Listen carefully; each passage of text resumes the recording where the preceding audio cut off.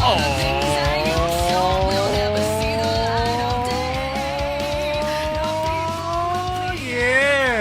Thank you, as always, to Bad Mary for that too sweet play-in. Welcome back, all you four-color funny book aficionados. Once again in 22, this is USComics Cast, Chapter 3, HQ for all things comic book related. But we don't talk about Bruno. I am John Rivera, the CEO and co-founder of USComics. And that, of course, makes me the COO of USComics, my family's Bruno, minus the awesome pet rats. I am your Puerto Rican nightmare, Charlie.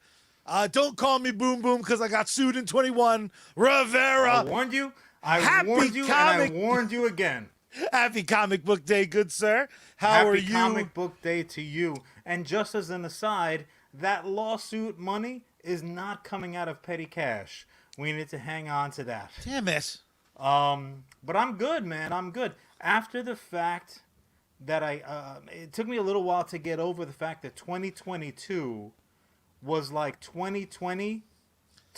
TOO. So I was like, oh shit, oh no. And that made me really start to understand the grief that Bruno got, because like it wasn't the person who brought that to my attention's fault, but ooh man, I kicked him right the fuck out the house. I believe it. But I'm good. How about you, brother? Taking a week off takes like 50 hours of work off of each of our backs, so it was nice. Yeah. It was nice just being like, I'm just gonna hang out. I'm gonna read comic books without needing an opinion of it. It rocked. What do I think? I'm with you. Obviously, I've had literally a million things, it seems like, happening all at once. Unfortunately, our family just had a major loss, so obviously we have that to contend with. But on the same token, there's so much content floating around out there that you start to worry about things kind of slipping through the cracks. And after long stretches of nothingness, or like only the same level stuff for so many weeks, there seems to be always like a deluge of shit that you want to pay attention, that you need to. That's why I put in that very formal request with my CEO for another couple of days to the week, or at bare minimum a few extra hours per day. Like, throw me a friggin' bone. Because on top of all the great TV that's dropping, on top of all the shady-ass movies that you have to watch just so you can have something shitty to say about it in text threads, I'm looking at you, Mercasavera, text thread of infamy. On the same token, there's just the rumor mill wings spinning like a, dare I say, like a windmill on the plains of La Mancha. There are just so many stories being floated around out there that you have to start paying attention. And in this situation, it was one of those two great tastes that taste great together. Because as you see, I got my Proton Pack lit up. I have my We Came, We Saw, We Kicked Its Ass t-shirt ready to go. Because on the most recent episode of my favorite online chat show by a former New York Giant quarterback, I'm of course talking about Eli motherfucking Manning, his guest was none other than Big Ern McCracken, Bill fucking Murray. And it was a great, fun interview. Like, Bill was being Bill, like you're used to seeing. That's what you want. I don't want decaf Bill Murray. Yeah, no. Please, no. Like, whatever he's got to do, snort, pop, do what you got to do, my brother. Like, I appreciate you. He ran it. They ran into like a bunch of French tourists. Bill's spitting French with them and stuff. Like, even Eli was like, "What the fuck is going on right now?" He was ready to call an audible. But just as I'm through enjoying really all of that greatness, that PB&J of stream watching, fucking Bill Murray himself drops the bomb for USComics to run with, and that is in fact that in his upcoming appearance in Ant-Man 3, Quantumania, he gonna be playing a bad guy. I Bill love it. Murray, a bad guy? What? You know what though? It's like, if you're gonna put Bill Murray in the Marvel Cinematic Universe, Yes. Bill Murray is not the guy that you get with like, here's Disney money. He does not give a shit Oh, no, he doesn't about care. Disney money. So I guarantee they came with him. They're like, well, what if you punch Ant-Man square in the cock? Like he's about to shrink down and you're just Hadouken his junk. Like that seems like a thing Bill Murray would want to do. Yeah, if you're going to pitch Bill Murray to be in your project, you really need to come correct with offers like that. Because if I'm not mistaken, for the longest time, if you came to him with a script, first of all, he's like, yeah, just fucking stick it in the mailbox. I'll read it at some point. Like he didn't have an agent. Like a voicemail box. Yeah, he was like a day walker in terms of a working actor. But for the longest time, he was like, can I die? Can I die in the movie? Because if I'm not going to die in the movie, or unless your name is Wes Anderson, I really kind of don't give a shit right now. Be like, I'm busy. I'm doing stuff. It must be. Is this the transition where like now they're like, well, we can kill you, or you can be a fucking bad guy? Like, is that what sold him? I don't know. I feel like the way you get him in these like huge tentpole films is you just have to tempt him. And you know what's great is we're getting a lot of With awesome French girls, French tourists. I mean, Exactly right. That's a pretty good idea. That's how they got him for that interview. But our comment section, as always, just lighting up with some great questions. We got Joker Stream FB joining us today. What's going on, brother? He wants to know, who do you think is going to play? Who do you think Bill Murray is going to play? There's theories out there, and I suspect he's going to play Bill Murray.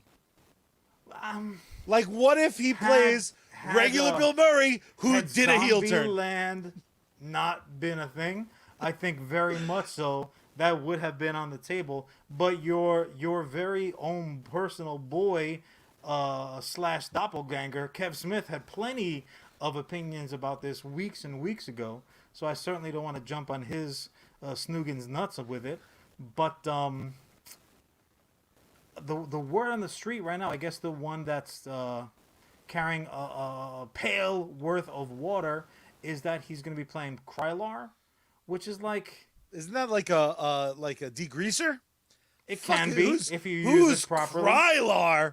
You know what? I'm glad you asked. So Marvel just has this toy box, and they're like, who can an old guy play? Fucking Krylar! Well, here's the thing also. When you're talking about a Bill Murray appearance in a Marvel flick, you're not tying him down for like a fucking 10 movie deal. This is not his last name isn't Helmsworth. So you got to take advantage. You got to strike while the proverbial iron is hot. So Krylar, the Kaitian from the planet Kai, which exists within the microverse, which clearly works well. I'm already furious by all these words existing in a comic he's book. green, which is also a thing. I'm back in! Let's paint Bill Murray! Krylar's first appearance came in Incredible Hulk number 156, and I very much knew this. I am not reading right now at all. But Krylar is killed within the pages of the story. So he's one of those characters that's not long for the world. So that type of evidence does mesh up. I'm not putting any money down on it. I'm just gonna be there. I'm just gonna be there, ready to be entertained. Whatever he ends up being. We've talked about this issue in other seasons of this glorious show, but I will now officially be disappointed if Joker Stream's theory winds up being false. He writes, so they're jumping through time, and boom, they stumble onto the 80s filming of the original Ghostbusters, Slimer v. Krang, or Kang rather. Let's fucking go. I'm with him. That sounds goddamn awesome. Yeah. We got Mike Lang in the chat. Man, I almost want to hear from the chat. I personally think, now that you mentioned the character's green, now I don't think we're going to get a live action Bill Murray. I think it's going to be like a CG creature, because I can't imagine Bill Murray sitting through makeup. So either suddenly this green guy is going to become pink, or we're getting a CG. Like, I can imagine Bill Murray as a rock monster. I can imagine him as one of the ants. Like, I absolutely wouldn't put past them if he's like the dick ant in Ant-Man 3. I think it's about time we got there. Get off my back, Paul Rudd. Jesus, Paul Rudd, what'd you have for lunch? Heavy as shit. Yeah, no, considering his impressive is almost like an insulting word to use it, but the depth of his IMDb page leads me to believe that he could literally pull off any freaking thing. That Oh they my throw God, at him. yeah. I think they're gonna be kind of skating on a razor's edge of making his appearance memorable, because you're like, fuck, we got Bill Murray. We got to do something with him that's worthwhile. We don't want to stick him in a fucking tree like this was goddamn, Get Smart. But on the same token, you're not gonna have him. You're not guaranteed a repeat performance. Shit, you're not guaranteed that he shows up to the final day of filming. You're not guaranteed he's gonna show up to the red carpet. You just don't know. He's a mystery wrapped in an enigma. I just imagine you have like a lot of lookalikes on standby for if he doesn't show up for the last week of filming. They're like, all right, Brian Doyle Murray, get in here. Let's strap a wig on him. Well, that's the other thing. Like, by default, do you now automatically have to cast Brian Doyle Murray as something? But like, he will be an ant. That is the caveat of fucking of Opie's ugly ass brother, who was like a kid star first and was fucking adorable, and he just came out of that cocoon like, "Hey everybody, I'm back now for adult roles." It's just They're like, cold-blooded. no, you are not. You better fucking hope. Well, John, we have a very special guest today. You know him, you love him. Oh my God, you would see a fucking turn. I would show you my acting chops right here for the world to see. I would have put it fucking on, man. I would have changed my hat, come up like, oh, the third Roberto Bill is here. Romanito, what's up? I would have put on an accent. I would have embarrassed myself thoroughly. That's even more than usual. That's the biggest distance to get canceled ever. Be like, who is he canceled by? Other Puerto Ricans. They were pissed. Oh yeah, no. But I love the idea of family members. I love the idea of legacy. Like, we talk about legacy sequels, legacy casting. Like, at this point, we've had 416 Marvel movies. I'm finally gonna watch The Eternals because it's on Disney Plus. That has a cast of 19. Already? Nice. Yeah, I think yesterday or today it came out, so I'm looking forward to sitting down and watching it. Sorry, sleep. Not gonna happen today. Yeah, but my bad. But I kind of love this idea of like, hey, who do we have? Like, what roles do we have, and why not these characters that aren't going to be around for 15 films? Right. Let's go for some tremendous talents. But it helps if they have, like, a little bit of name value. I think that's dope. Also, the fact that, like, Marvel has become a place where it's like Marvel has become cinematic version of Starbucks. Like, I heard some pretty good things about this fucking place. Where there's literally no, like, pushback. Like, oh, you're doing a Marvel movie? Like, fucking actors got more shit for Don't Look Up than any fucking Marvel movie, regardless of who made it. Sony, fucking Marvel proper, whomever. They're like, oh yeah, no, that's freaking rad. And honestly, all these actors ever have to say to get away with it, like, well, I did it for my kids. Yeah. Like, oh, okay, you got it, Oscar award winner. Good answer. It wasn't the fat movie check. Gotcha, wink. Yeah, no. Exactly. I think we got another, just to kick it back to our people on Twitch. Sure. What do you think that this might be a response to the Ant-Man films, generally speaking, being on the weaker side? Like the first Ant-Man, like raising the stakes, so to speak. I mean, again, you look at the about face that Thor has done. Yeah. The first Thor is like, look at us, we're super serious, we're charming, we're fun because we're a Marvel movie, but like, I'm the god of thunder. Yeah. Then the second one, they were like, fucking elves in the war, dun, dun, dun, dun. And everyone was like, I fucking hate this. Yeah. Like, no one watched the second Thor movie Dark World. It was like, fucking nailed it. That's what I want 95 of. And then for the third installment of Thor, they were like, fuck it. And they just went buck. Like, they let a creator create and kind of play with the toys in a way different way. Just the name Quantumania leads me to a place of like, I mean, this whole phase has a lot of like kooky shit going on. Is this going to be the one where do you reach out to a Bill Murray? Because you're like, we pumped up this part because Paul Rudd can't drag these fucking movies along himself. I mean, and again, there's plenty of people who like Paul it. Rudd is 172 years old. I'm pretty sure there's not much that he can't do. And I'll be honest, who knows that it wasn't the aforementioned the Ghostbusters Afterlife? We're like, hey, you know what would be fun? I'm Antman. You want to be in it? Okay. Like that's a very Bill Murray 100% thing to do. I can imagine Bill Murray being like, hey, what are you doing next? And Paul Rudd's like, I'm fucking going to throw on the tights again. Ant-Man 3, baby. And Bill Murray just showed up. He's like, we had the same driver for Ghostbusters. I'm here. Give me a part. It's like, that's fine. I'm not going to even unpack. I'm going straight there.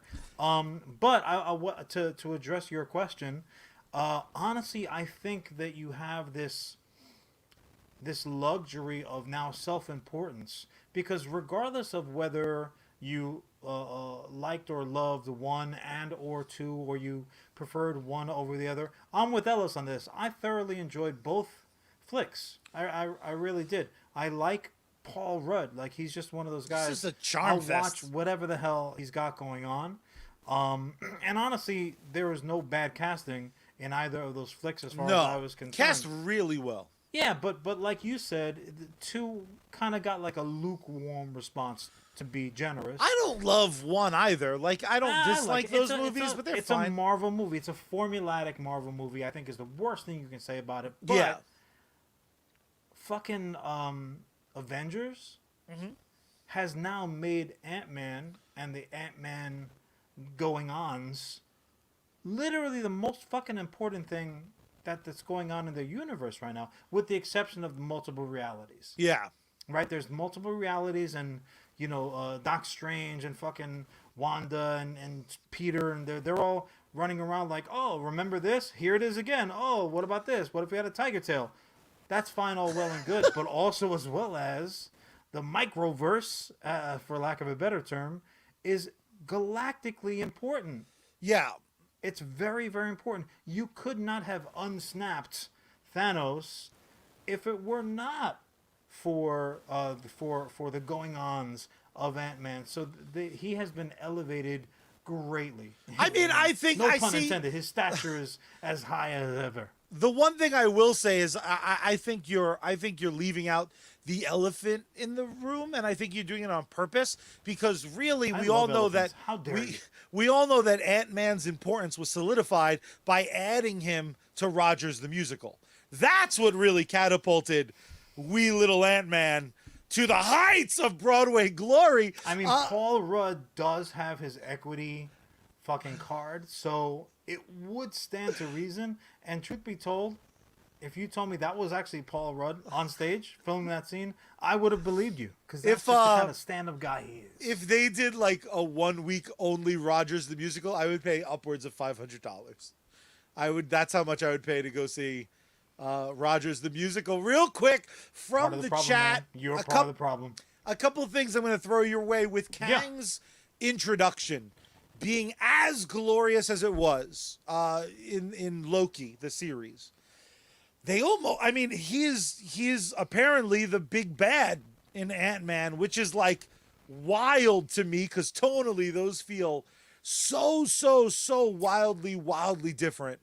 To kick to you. Why? Because he's purple? You racist son of a bitch. Also me just and because Grimace are gonna be over there to whoop your ass. First of all, I've given Grimace a job for decades. No, that's true. Sir. So he's a turncoat, if anything.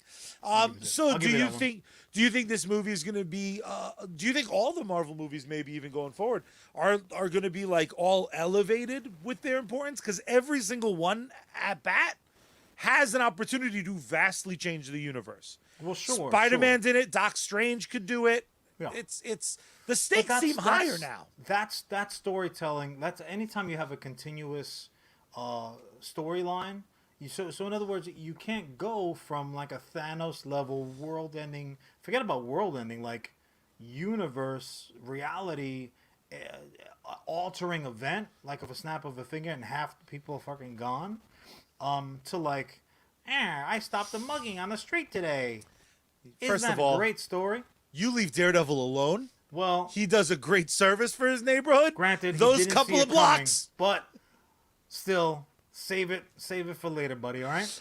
But I was gonna say this. So you do have to have these. The kind of joke is in the long running comics, fucking poor Earth is like a teen wandering home at night through a strange neighborhood, pockets filled with cash, and they're late for curfew. Earth is always in damn trouble when it comes to comic books. And now the leap over to comic book movies, it's very much the same case. So Well, look at how Earth is dressed. look, man, Those do bodies not of victim water. shame Earth. How I'm just- dare you? That's saying. that's what the dinosaurs did, and look at them now, Charlie. Better watch your ass. You're telling me that First races Iceland, against purple grimaces. Now you're victim shaming Earth. Shame on you, man. first and first, mostly the fact that Iceland is covered in green and Greenland's covered in ice. Earth is asking for it. I said it. I The kid is said rude. it. Ishmael, don't listen to anything you hear my brother saying. I cannot verify any of his opinions, but no, I think that very much we're gonna have Kang be the cross-platform threat. We're gonna see him pop up and wreck people's days, ruin their plans. You know what they say? If you want to make Kang laugh, just tell him your plans, boy. Kang's like, I didn't go do. through what I went through for all those millennia, so you can have a picnic. I think I may have lost your audio, John. Take a look at that. I'm going to go through the chat real quick. Cousin Paul saying that I can hear myself through you now. Make sure I'm coming through the headset, John. I'm just going to mute you for a sec while you do those settings. Cousin Paul says that some rumors are saying the Fantastic Four are going to be introduced somehow. That's awesome. I just heard that Seth Rogen might be the voice of Thing, which kind of seems like it could be rad. John, how are your mic settings? I'm still hearing myself when I unmute you. Do you want me to mute you again? I think that would be freaking rad. So Bill Murray as Galactus, the voice of Galactus, that's crazy. You could probably get him to phone in, send us a phone call with those lines. I suspect. Give him a calling card. Bill Murray would do it. I'm really excited for this next slate of Marvel movies. I actually heard the Eternals was pretty phenomenal.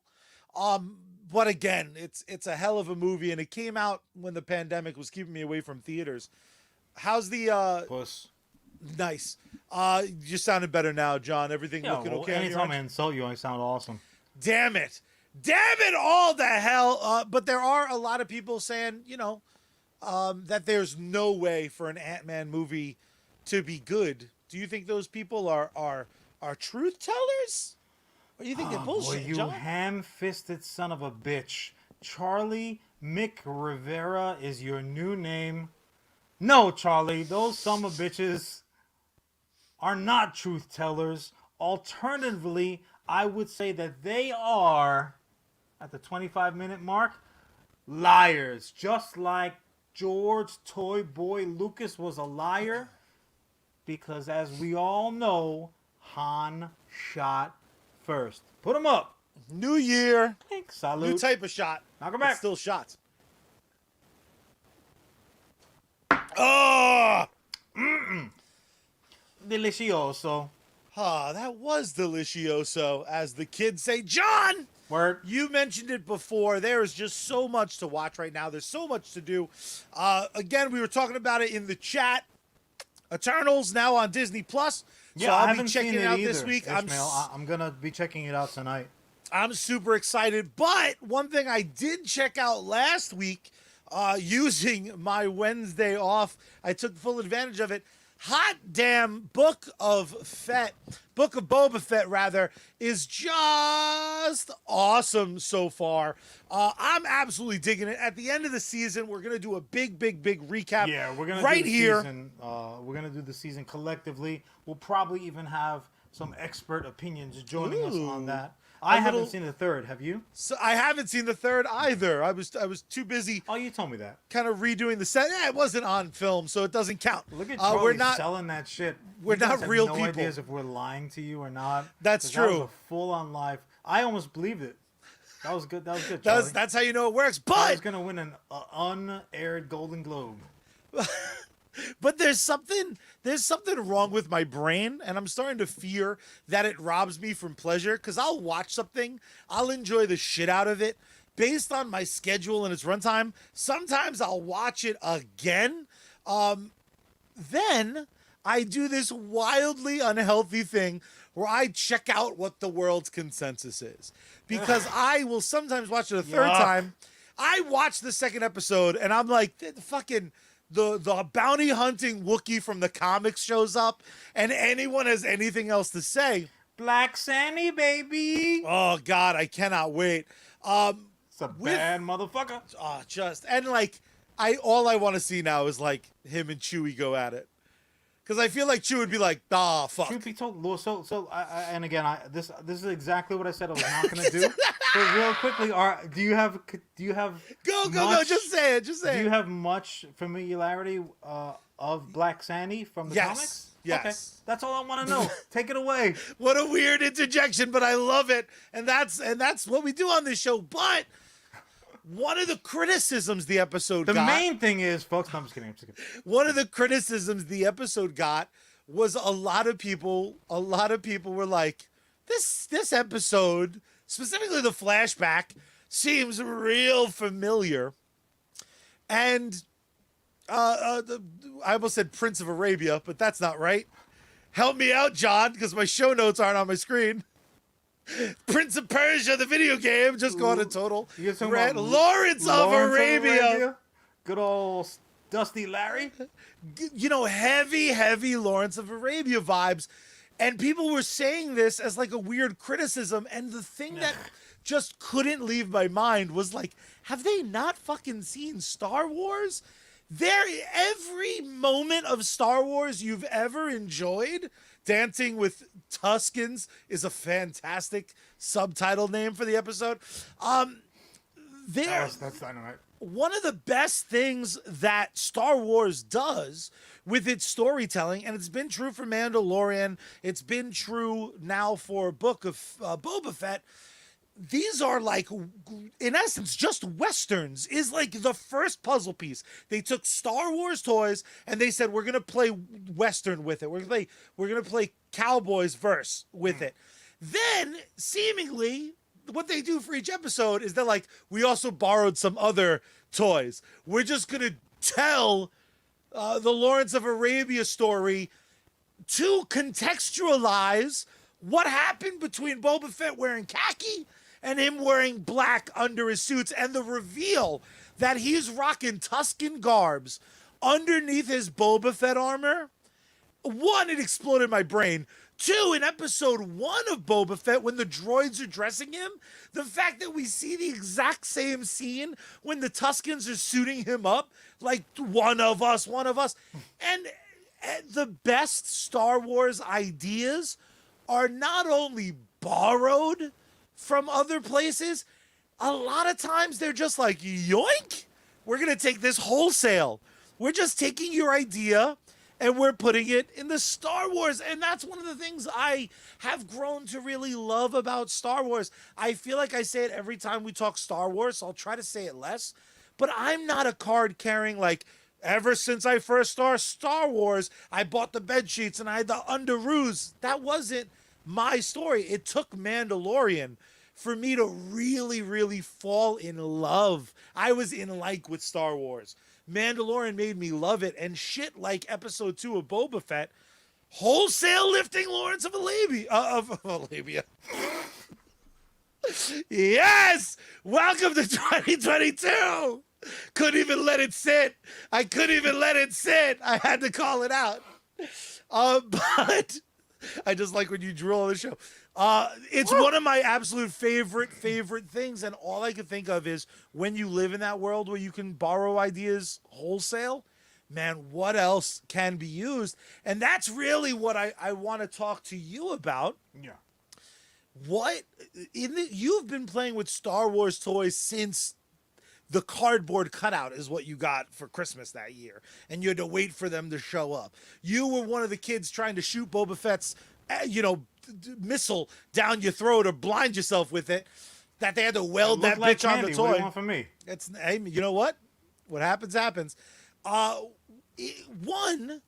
Is that one of those things that you're even conscious of when taking in stuff like Star Wars? Or is it only kind of when it's pointed out or on a second viewing where you're like, you're the Leo DiCaprio meme where it's like, hey, I fucking know that.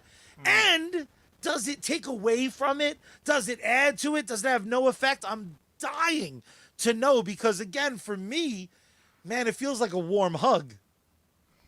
I feel like smart because I'm like, I know what they're doing. Well, but yeah, see that's the thing too. It's not a cheat, I don't think, but like it's it's like jumping on YouTube to be like, oh, how does this fucking mission play out? Like, where do I find the hidden key? Star Wars is very good at repurposing, and I'm not talking about the most recent trilogy where we don't actually talk about that very often at all. But they're very good at taking things that are familiar, that like on a subconscious level, and repackaging, and then obviously putting that Star Wars swagger all over it, because that is what puts butts in the seats. Or we gotta get some lasers and creepy animals up in this motherfucker. Whatever it takes, man. However,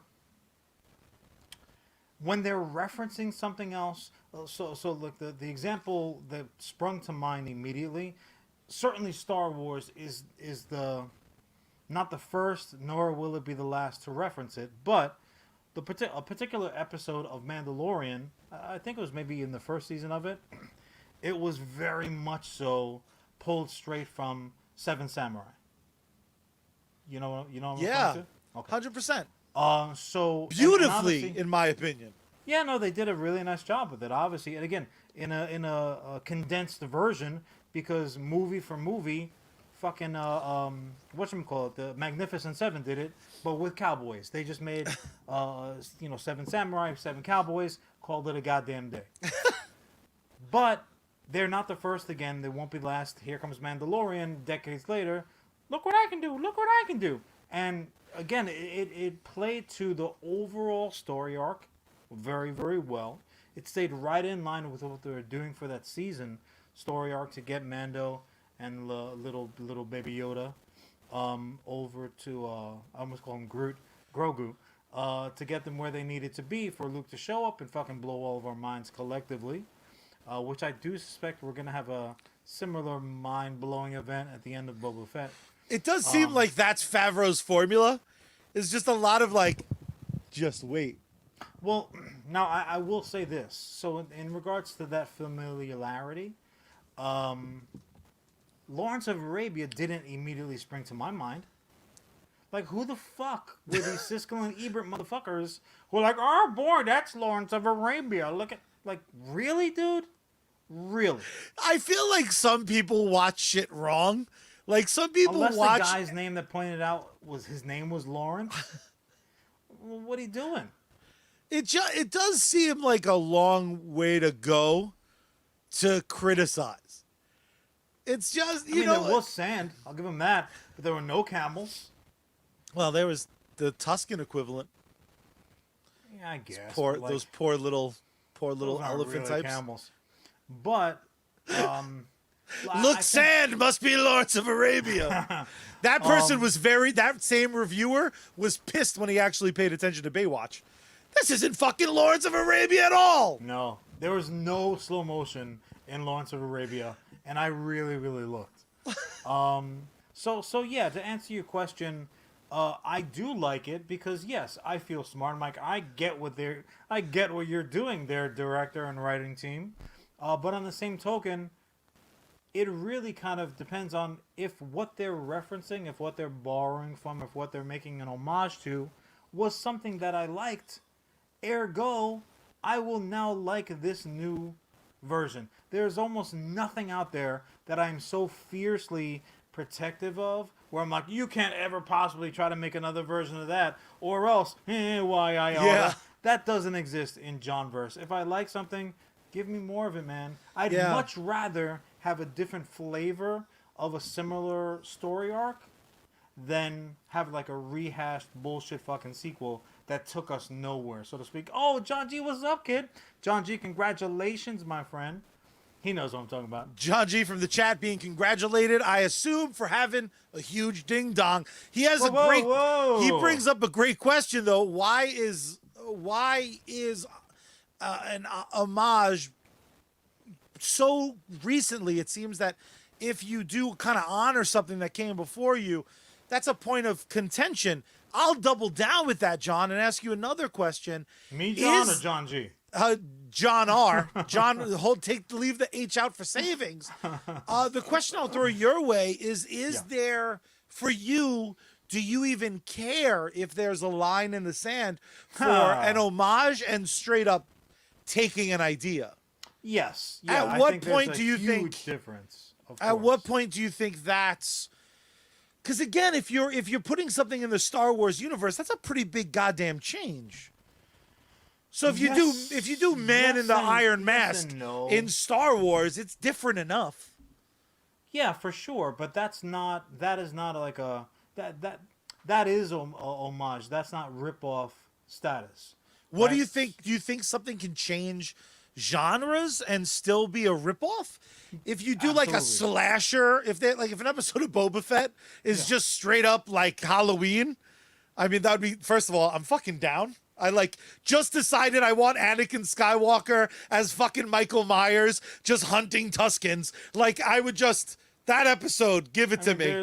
There's about 50 or 60 younglings that I could think of that would kind of say yeah, he's already that dude. Not to totally offshoot, but you know that little English kid who's like, Master Skywalker, some shit's going down. And then he opens up his lightsaber and the little kid's like, oh fuck, I shit my pants.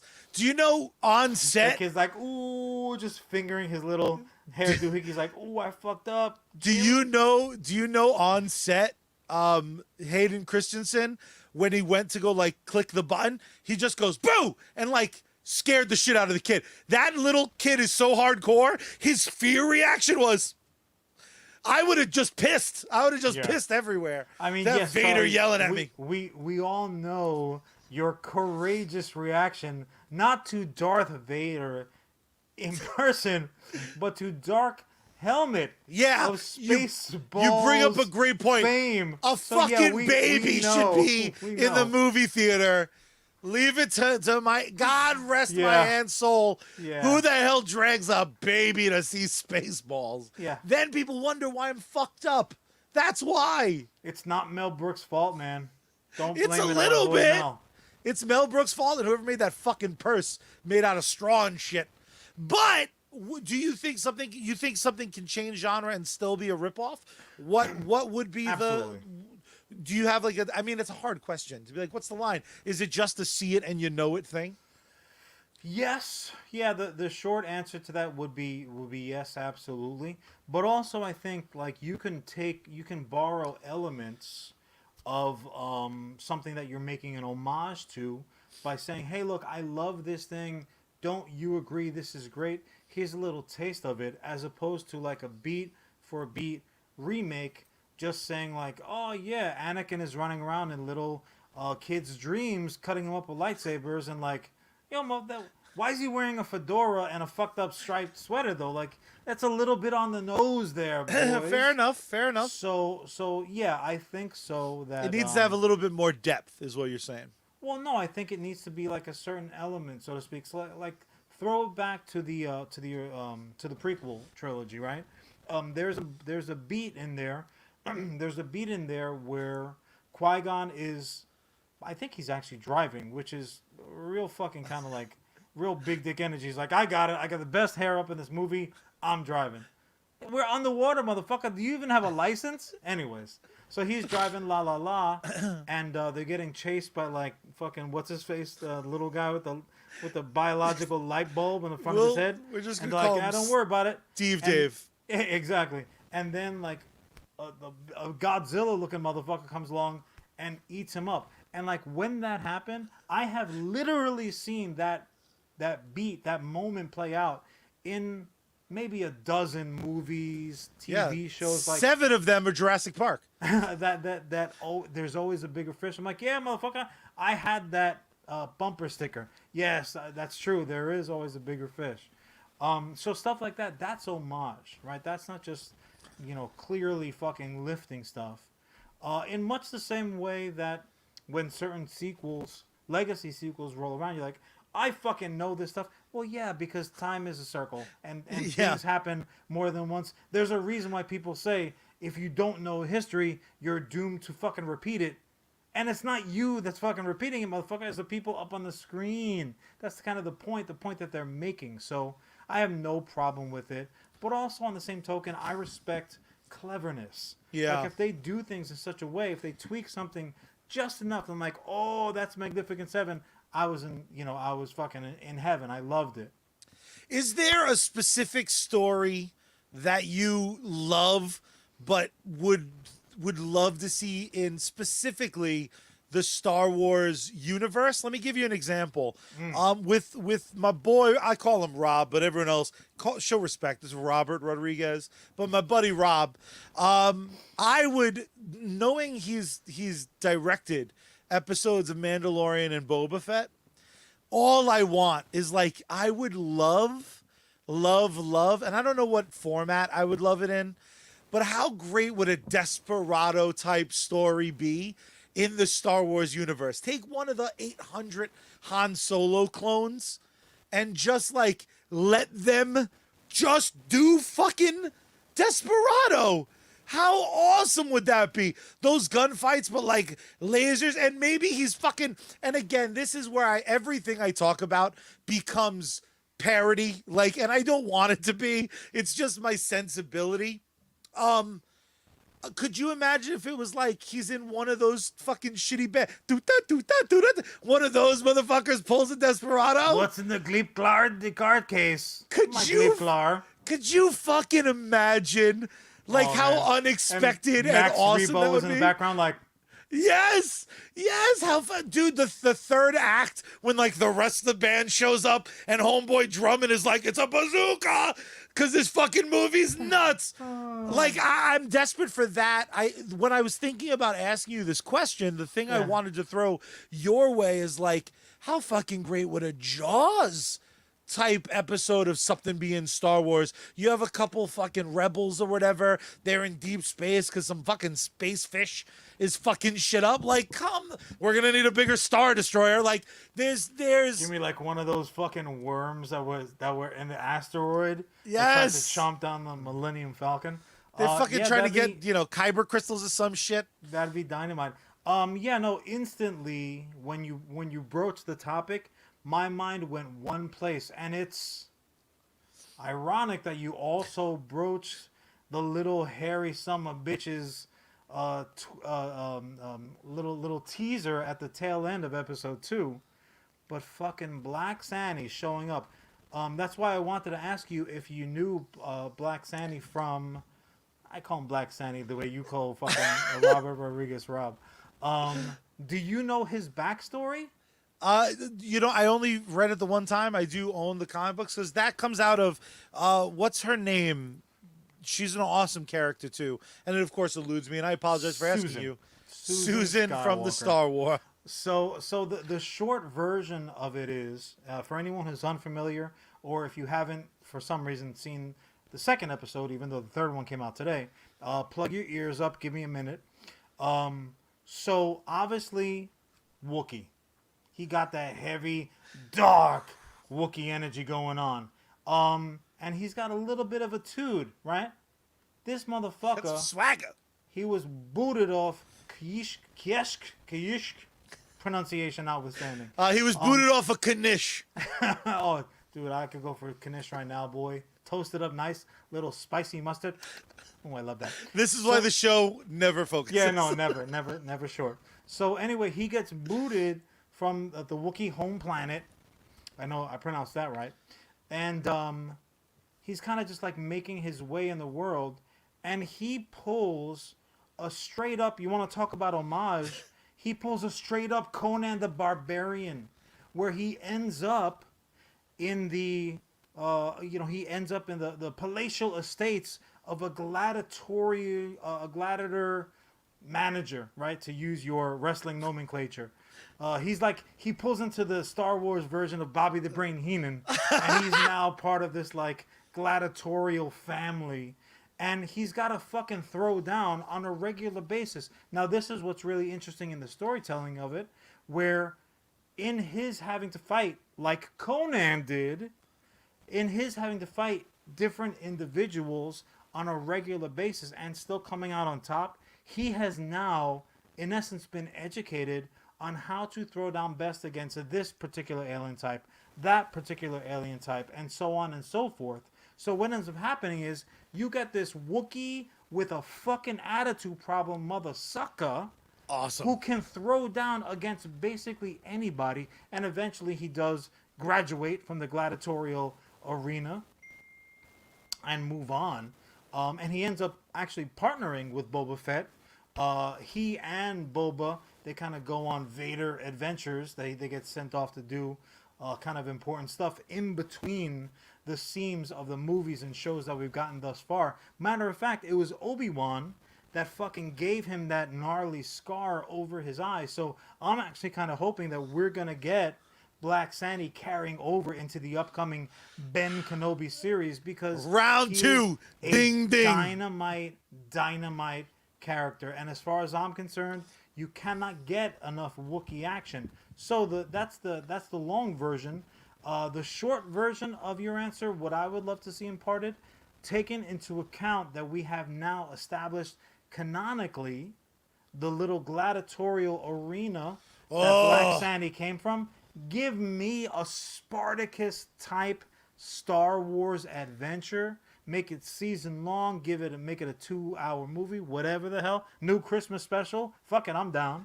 Give me a Spartacus type situation.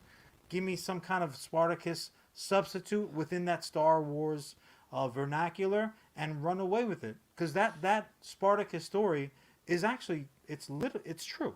It's historically accurate. That Spartacus was a real fucking person, just as much as Julius Caesar was. I just love it. I think there's... Can you imagine that in the Star Wars world? How sick would that be? All different diesel fucking Star Wars monsters throwing down on a weekly basis.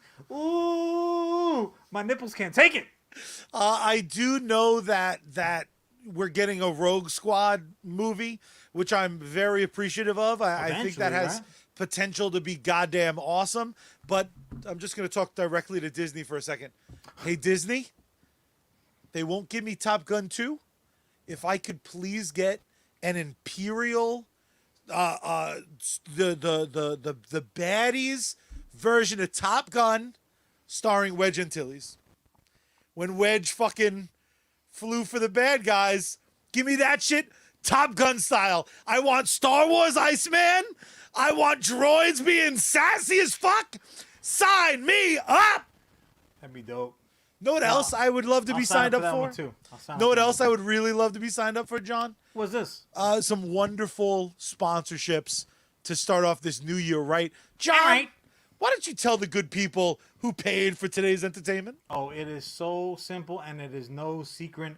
Sergeant Finesse, you generous mother sucker. You can find him gaming on both Twitch, aka the Purple Site, as well as Facebook Gaming. Multiple streams every day. Outstanding gaming content. Supporter games, co-streams, giveaways, contests. Don't be a sucker. Check him out today. Throw him a like, a follow, a share. Consider becoming a supporter. If you need a pick-me-up, though, so simple. Follow the White Rabbit over to sneakenergy.com. Use code SGT at checkout. Like Dave Chappelle said, so good. If you're looking for some fresh new merch, go ahead over to geeksunleashed.com. Use code Sarge. That's Sarge to you non-spelling motherfuckers. When the Sarge is on deck, you salute. And now that you have all this video entertainment in your life, because the Sarge streams some of the best on all the interwebs, you need something when you're driving, you need something when you're working out, and do I have the band for you? They're one of my absolute favorites. They did our badass theme song. You're going to hear a song of them at the end, and that's, of course, Bad Mary Band. You can find them across all of social media at Bad Mary Band. You can support them financially over on patreon.com/Bad Mary. And my favorite thing about them is if you want to listen to more than the 2 tunes we provide to you each and every week. I mean, our intro is like half a tune, so 2.5. If you want to add to that, their entire discography is available on every single music streaming platform. You can hear their first track to their most recent track. They're on tour. You can get all that info on their website, but follow them on social media today. Bad Mary Band. Hell yeah. My Do you want to give a shout out to Joker Stream? Joker Stream. Oh, absolutely. On Twitch, we got Jokers _stream_ FB. He is streaming right at the conclusion of this show. He joined us this week, and we loved having you, Joker. I think you already popped out to start prepping your show, but we adore you. Be like him, and follow us also on Twitch. Be like Watch Joker. us, Love us. open 3 screens, YouTube, Facebook, Twitch. Watch the show in triplicate, because if 2 brothers weren't enough, we could be 6. Yeah. Like very easily. Why And don't we might be, because our mothers are very good at keeping secrets. That's true. Why don't you guys do some work? Look at that. That's called a call to action. Well done, Charlie. But just do everyone a favor here. And why don't you just go ahead and start my time? Boop. It's not a real Boop. button. Indeed. Damn straight. So, kind of going in line with what we were talking about earlier, with a ton of stuff seemingly happening at the same time. Some of that stuff just kind of hit me out of the blue. I was not expecting it. I wasn't waiting for it. Some of the stuff, and by some I mean one, and by one I mean this one here, hit me like it was like literally it was like when that character, that secondary character, steps off of the curb, is like, oh, I'll see you tomorrow, make sure you study for midterms, boom, and then a bus takes him out. You're like, that motherfucker is not going to make midterms, and that GPA is fucked. That's how I felt. That's how I felt when I found out that the double M, and I am not talking about chocolate and peanuts, fucking Miracleman, not only is that he's back, because Miracleman's kind of one of those cats, never really went away. Not for any real stretch of time. Hi, I'm over here. It's one of his abilities. But the fact that he is not just owned by Marvel Comics at this date in time, but that fucking Miracleman is joining the Marvel universe proper. This is the same level, as far as I could tell, with my very, very evolved comic book nerd mind. This is the same level as Watchmen entering DC. This was that like Dr. Manhattan showing up. Hey, what's going on here? The JLA meeting, huh? Cool. Like, this is that fucking level to me.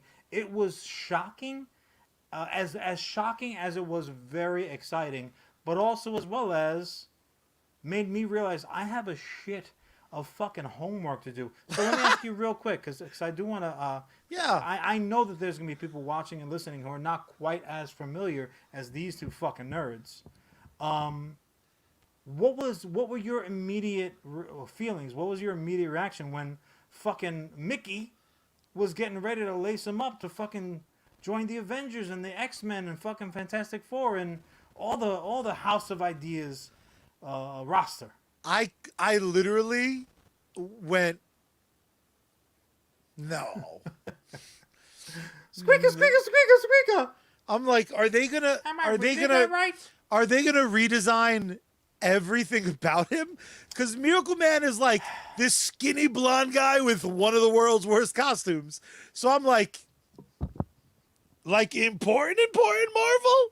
He's not just chilling on the. I consider Miracleman like a less over version, and this sounds like a hell of a stretch, but in DC, like how they keep trying to make Swamp Thing more important to the general public than just us nerds. And I love Swamp Thing, and I know people who fucking love Miracleman. Sure. But this is my equivalent of like, you're gonna try to make that work, huh?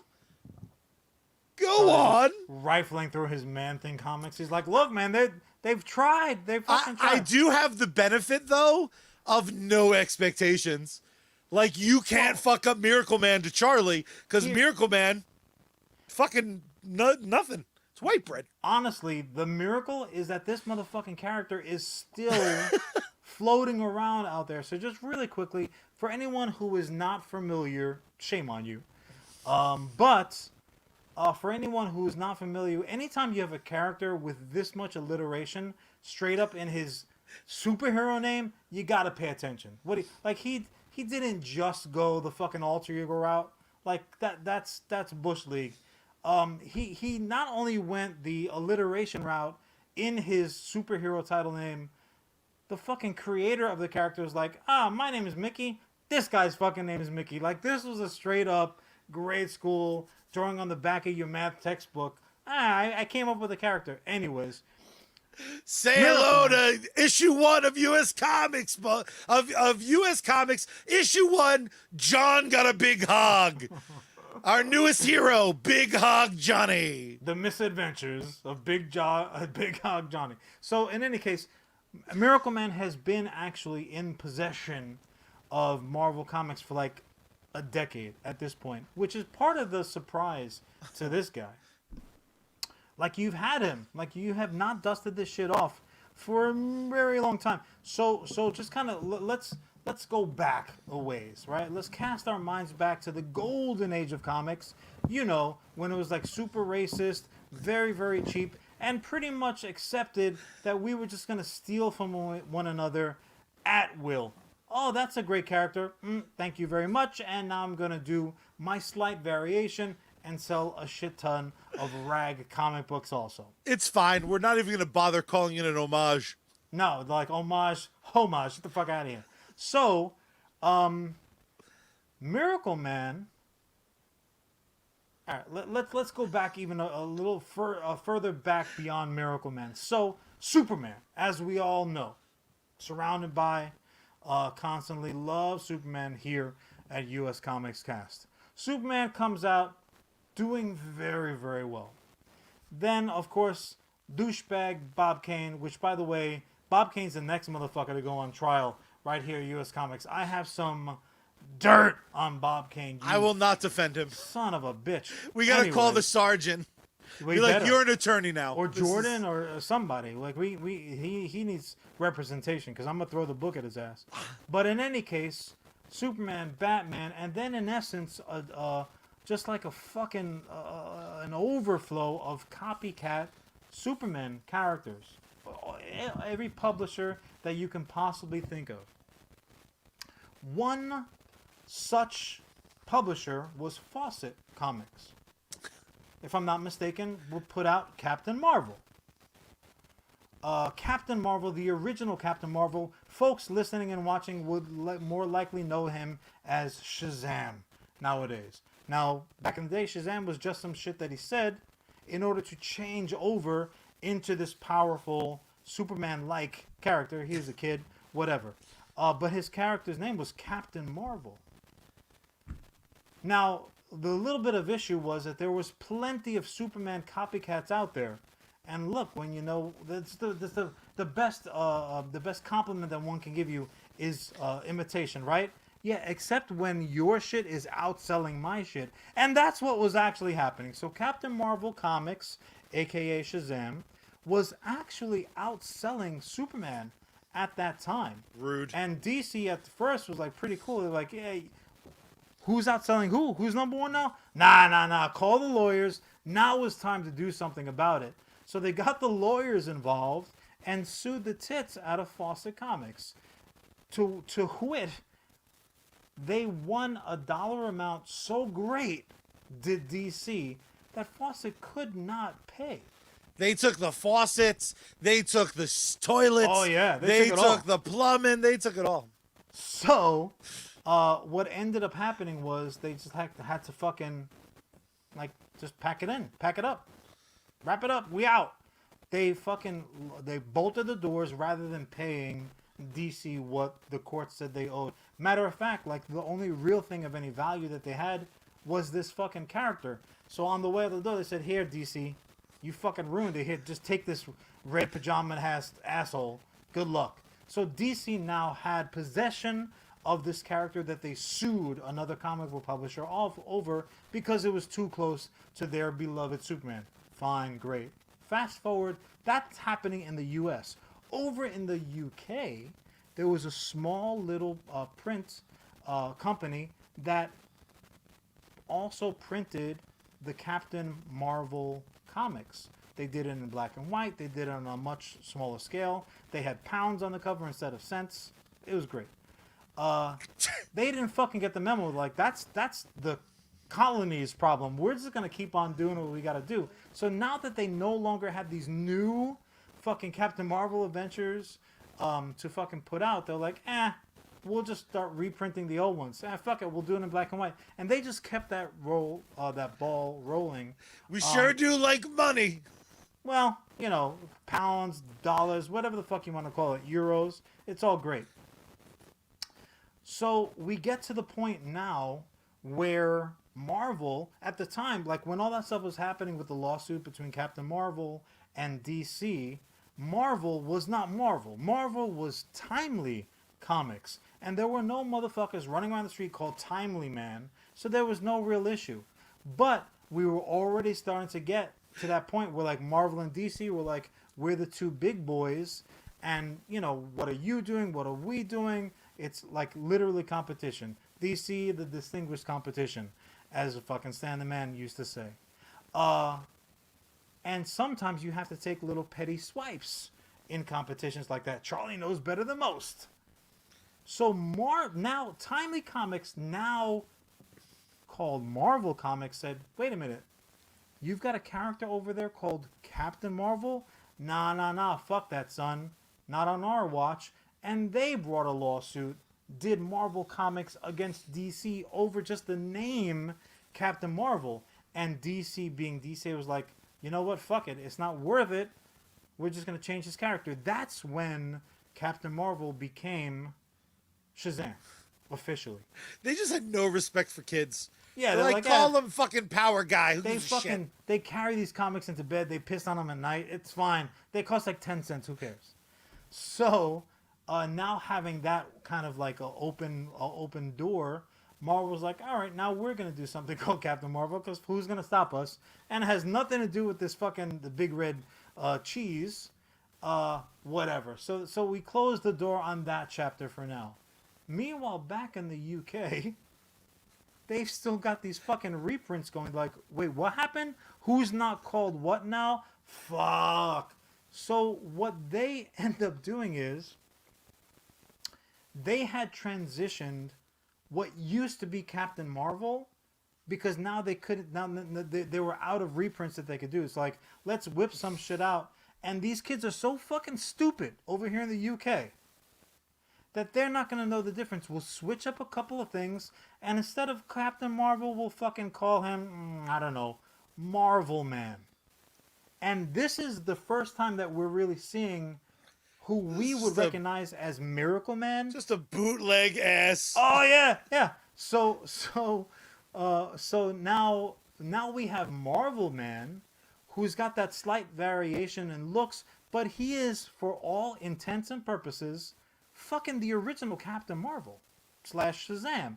He's blonde now, like his shit looks a little different, but it's the same character, Charlie. So like his Black Adam was like fucking Sparkly Dave, and like it was a one. Oh, I want to see the adventures of Sparkly Dave. Yeah. Well, he's an anti-hero, so you be careful what you wish for.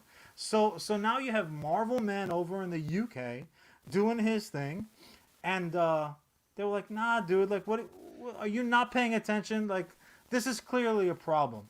So when the knock came on the door, they're like, oh, no, fuck it. He's not Marvel Man. He's Miracleman now. And this kind of like puttered around a little bit over there in the UK for a while. Eventually, that publisher said, you know what, we're good to go. And they closed their doors.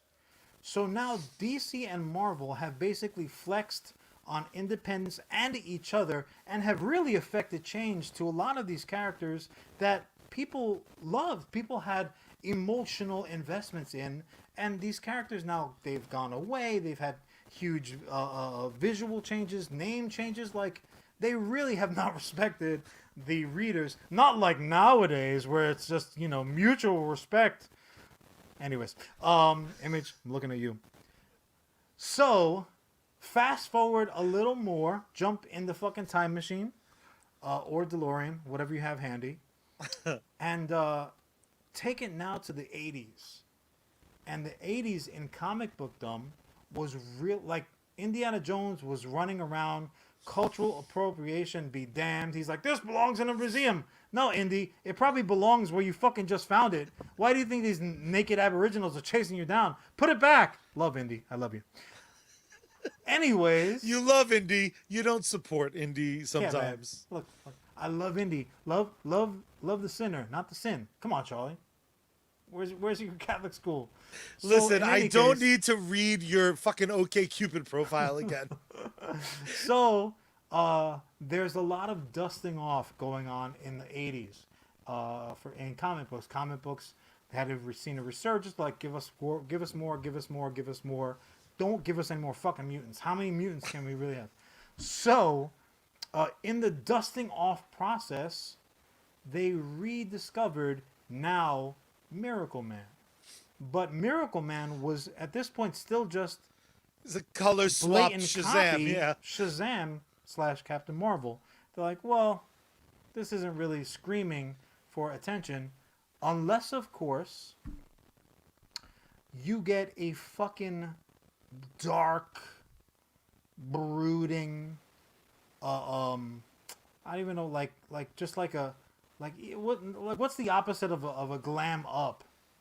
like an emo down? An emo down basically was had by Miracleman, by none other than Hagrid's little brother, Alan fucking Moore. Oh boy. So Alan Moore gets What if Miracleman was addicted to cocaine? His meaty post. You're not off. You're not too far off. So in essence, he gives Miracleman the fucking Truman Show treatment, where like all of those golden age memories that Miracleman had, like, now that was all like fake implanted bullshit. You were created and this and the other thing. And now you have this like a superhero with an existential crisis, and Alan Moore is like, fuck the patriarchy. Anyways, you now have this like real fucking a Watchmen-esque, Captain Marvel, who is a Superman ripoff to begin with. And in terms of like contracts, this was neither Marvel nor DC. So what ends up happening is, like, on the handover, once Alan Moore was done with it, it went to no less than Neil Gaiman. And in the contracting, it was written to the contract like, well, whoever is going to write this, if you do X, Y, Z, almost like a sports contract, we're like, well, if you hit 50 home runs, then we owe you another extra few million, something along those lines. Fucking Neil Gaiman got ownership. As opposed to the dusty-ass group that were just doing rip-off jobs all over town in the first place. So now between Alan Moore and then Neil Gaiman, you had a viable property once again. And then Marvel kind of ends up swooping in and buying the character wholesale. Oh, we could ruin this. Well, the funny thing is, he only really exists in this capacity because of Marvel. And Marvel only did what Marvel did because what DC fucking did to foster, like you know how they say hurt people hurt people? Like comic book companies, this it's completely the same. It's a one for one. So now you have a situation where Hurt after all companies, these- hurt companies. I'm making that T-shirt. Yeah, well, no, I know at least 4 that are going to be sold. So now you have this character who is very viable right now, but really has no home. And one of the characters, one of the abusive parents, is like he's living in their basement, and they left him fucking there, and they left him there, and they left him there. It was only somewhat recently that Marvel said, you know what, we will reprint the non-Marvel more gaming arcs. Smart. Because it's good fucking, it's great. If anyone here is anyone still here after that fucking diatribe, if anyone here has not read all that shit, read it. Like you don't have to go all the way back to the fucking rip-off days. Just read the more. Just read 9 gaming copies of the same run. shit. Yeah, just like do a recolor yourself and just read them in a row. You have the same experience they had back in the 30s and 40s. But read the more game and run. It is fucking awesome. And what really, really threw me for a loop is Marvel, yeah, you own them, but like on the same token, DC fucking owns, plenty of content that's these are not characters or story arcs or what have you that are part of their fucking everyday storytelling arc. That was the situation for Marvel, except Marvel's like, nope. You are now getting Miracleman in all his tight suit wearing, blonde spit curl having, needs a sandwich looking glory within the Marvel Cinematic Universe proper. Now, one might say, oh great, Marvel is going to have another Superman ripoff. And I'm going to say, good! Yeah. Good, because the best Marvel Sentry sucks. ripoffs, Sentry, fucking look, that's a whole different conversation. Marvel has multiple Superman ripoffs is kind of, we'll call them analog characters just to be very charitable Polite. and stay out of court ourselves because we know these motherfuckers like to go to court. So there's plenty of Marvel Superman analogs running and flying around. I'm hoping that Miracleman is going to fucking make short work of them all and kind of maybe do a condensing act. But my question to you, Charlie, now that class is out, is are you ready for this midterm? Because it's going to be detail specific. No, I'm just kidding. Similarly, if you, and I don't care which universe you pull from and what universe you plug into, if you could take one character, or like even a small family of characters, I'll give you some latitude, and plug them in where they don't belong, in essence. You don't need the fucking convoluted history. You don't need the familial connections. Like, what's one of those snow caps and the popcorn flavor combinations that like shouldn't work, but you're pretty confident would fucking work, or even just in your diabolicalness would love to see, because I know you got them. Yeah, the way that we do the show is we don't have these conversations fully fledged out. We don't do. It's the in essence we're given like hints to what we should think about, and I couldn't help but land on the fact that DC and Marvel, when I think of them as the two biggies, a lot of time the argument's made is like, where's the fucking balls? Like, where is the dark stuff? And in our comment section, we had it brought up, Alan Moore's a joyless grump. Everything he does is so fucking dark. The place I went, I know several Lost girls who might disagree. I went immediately to this place of there's a certain level of darkness, and then there's a certain amount of levity. And I don't know if it's just because I recently got an action figure of this character, but in my comic collection, when it was a cartoon on TV, the Gargoyle comics were like my favorite things for a minute. And the fact that the Gargoyles do not live in one of these bigger universes, and they're owned by Disney. I want the fucking gargoyles in the pages of Marvel Comics. Could you imagine just adding another billionaire to that mix? Because fucking, there's all sorts of good and bad billionaires in Marvel, but none that look exactly like my brother with a ponytail. I think the gargoyles would make such an amazing. The content is so close to adult content already, and I don't just mean the Desdemona. I always screw up her name, but her Desmond, yes. her half shirt is not what I mean by adult content. I mean, That's the that first show was. time Charlie saw underboob. Oh my god! And it changed my fucking life. That I think they would be a perfect fit for not only. Eventually, we can get to the Marvel Cinematic Universe, but just in 4-color funnies, how great would in the real world of Marvel, the 616 universe, give me the fucking gargoyles, man. How Can you rad would that imagine fucking be? Constantine, Doctor Strange, like basically all the Dark Avengers interacting with the fucking gargoyles. I mean, and again, you bring up a good point too, because it could be DC or Marvel. Both have dark universes, because you mentioned Constantine. But for me, it would be like Doctor Strange trying to figure out. I also love the idea of they would instantly be like, well, they're clearly mutants or Inhumans, and be like, no, bro, we used to roll with like knights and shit. Well, I think that would be so fucking cool. They kind of fucking look like if Nightcrawler fucked around with that little dragon. Lockheed. I hate that I knew where you were going with that. I hate it. Fucking Nightcrawler's like, ugh, Lockheed, what a terrible mission. You're looking very swell tonight, though. Would you like some schnapps? Oh, I got a little dragon all drunk. Oh, John. We're That gonna get dragon is old as shit, bro. We're gonna get Nightcrawler Me Too'd. Ellis, there's a lot of disrespect I take from you. Saying that Gargoyles is where Star Trek The Next Generation actors go to slum. I will drive to your house and I will fight you, sir. I will fight you. Yeah, no, he'll do it. He'll definitely do it. I think it'd be great. Outstanding. What group or character sticks out to you that you would love to pluck into one of the universe? And we don't have to leave out like Image and stuff.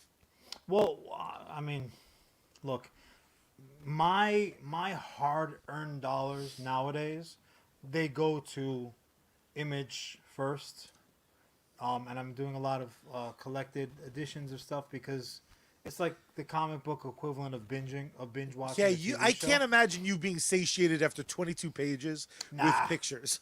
Nah, I've seen how you read omnibuses. Yeah, like my tongue just sticks out and my ankles fall asleep. Yeah, whatever. It is what it is.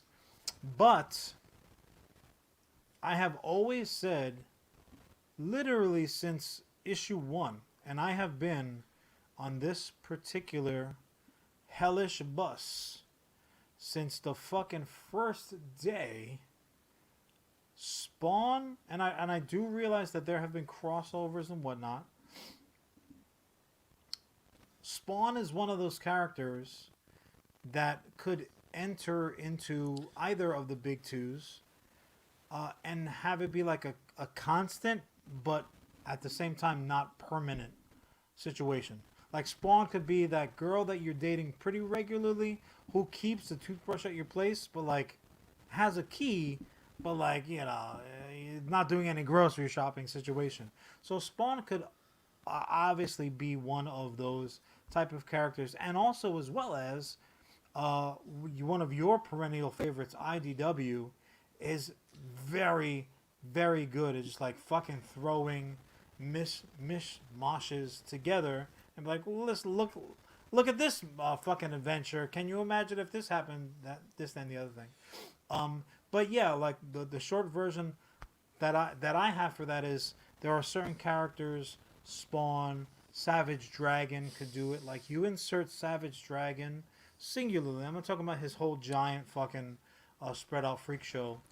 And it's again, I'm not terminology we have to be avoiding. It's the freak force is a real fucking thing. And also fucking whatchamacallit, who am I thinking of? Savage Dragon? I just said Savage Dragon. Who was the third guy? It escapes me now. But there are those characters out there that would fit so seamlessly. But what's funny is, given the exercise, and I gave it to you. This is my homework. And when I did it myself, I fucked up the same way. So our answers were characters that could be inserted relatively seamlessly into those. It just means we're good writers, quite frankly. Like, these would be seamless additions where nothing misses a beat. Yeah, there's new story arcs. There's, the times they are changing for sure, but like, it wouldn't upend anything. Miracleman is gonna fucking upend shit. Like, he is going to change stuff. That's why my original analogy was completely accurate. This is Miracleman to the Marvel universe, comic book universe, is Miracleman to Marvel is as Dr. Manhattan is to fucking DC. Like, you are just going to ruin a bunch of people's nights. It's exciting. I mean, I love stuff like this just because of the potential. Because again, Kevin Smith brought it up, so I'll bring up the old episode when talking about the new direction Punisher's going. Kevin Smith was like, just wait a couple years. Old Punisher will be back and they'll make $1 billion on that issue 1 where he wears the skull again. This big change for Miracleman, I think, has every bit of potential to, quote unquote, forever change the Marvel universe until they reset it. But until then, like, let's go fucking ham. I hope they learned the lesson from how unimportant Dr. Manhattan entering the DC universe wound up being. Let's let Miracleman fuck some shit up.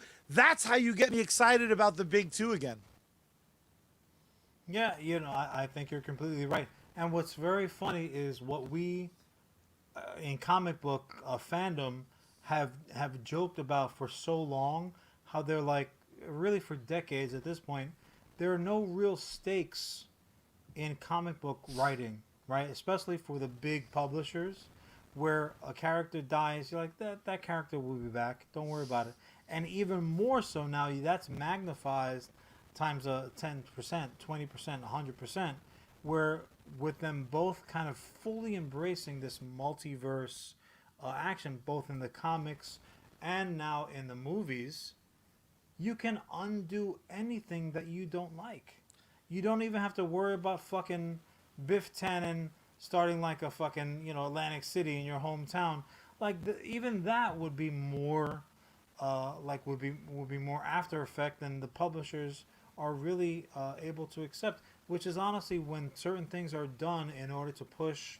I'm not gonna call them an agenda, because that, for some reason, that has become a dirty word. But like when comic book dumb goes to do something new, I think that's wonderful. But by having this like reset button right there, like, unless you guys don't like it, in which case we're gonna reset it right away. It'll go back to the way you like it before, just like Kevin Smith said, in nicer terms, because he works with these people. I think that does take something away from it. Like, if you want to be on a fucking trapeze high wire, that's awesome, and I'm very, very impressed. Always. But if you take the safety net away, oh, now we're talking about some Dick Grayson shit, bro.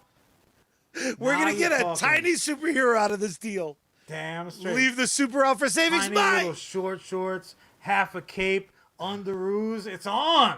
I love it. For my dear brother, welcome to 2022. Ladies and gentlemen, the best thing you can do for us is leave a like, a comment. You can follow us across any of our social medias. You can watch us on Facebook. You can watch us on YouTube. You can listen to us on iTunes. Whatever it takes to get our content into your face, but by sharing, by telling a friend, by forcing someone, by taking over a small business through corporate greed and espionage and playing us on a loop all day to further indoctrinate your employees. They'll be more effective, and also we'll get more viewings, and we'll be able to charge our lovely sponsors even more. But my dear brother, all of that aside, for the first time in 2022, why don't you tell the beautiful people how we end each and every episode of US Comics Cast? I like to call it 2020 also, but it does mean the same thing. Either way, you got to do it the same damn way at the same damn time. Turn the power on. turn the volume up. You gotta, tune Bad Mary in. Open up the window wide and scream out into the night sky. Save Miss Space Girl. We out.